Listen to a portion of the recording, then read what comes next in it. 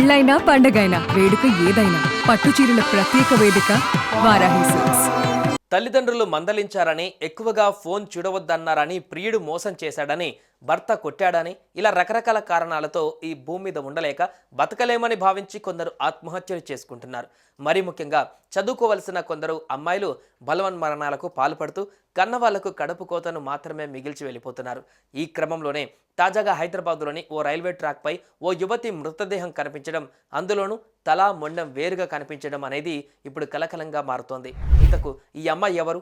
ఆమె ఆత్మహత్య చేసుకుందా, లేదంటే ఎవరైనా హత్య చేసి ఆత్మహత్యగా చిత్రీకరించరా? అసలేం జరిగింది?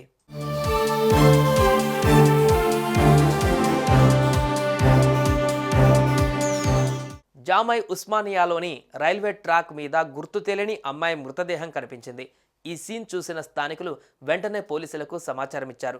ఘటనా స్థలానికి చేరుకున్న పోలీసులు మృతదేహాన్ని పరిశీలించి ఆ తర్వాత పోస్టుమార్టం నిమిత్తం ఆసుపత్రికి తరలించారు.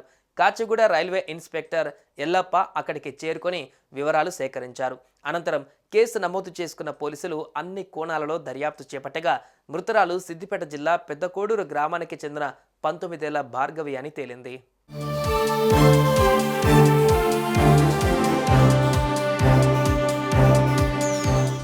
ఇదే విషయాన్ని మృతురాలి తల్లిదండ్రులకు తెలియజేయడంతో గుండెలు పగిలేలా రోధిస్తున్నారు.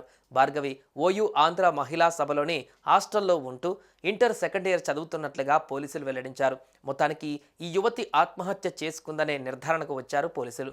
అసలు భార్గవి ఎందుకు ఆత్మహత్య చేసుకుంది, అసలేం జరిగిందనే వివరాలు తెలుసుకుంటున్నారు. ఇక భార్గవి మృతితో వారి స్వగ్రామంలో విషాద ఛాయలు అలుముకున్నాయి. ఈ ఘటనకు సంబంధించి మరిన్ని వివరాలు తెలియాల్సి ఉంది.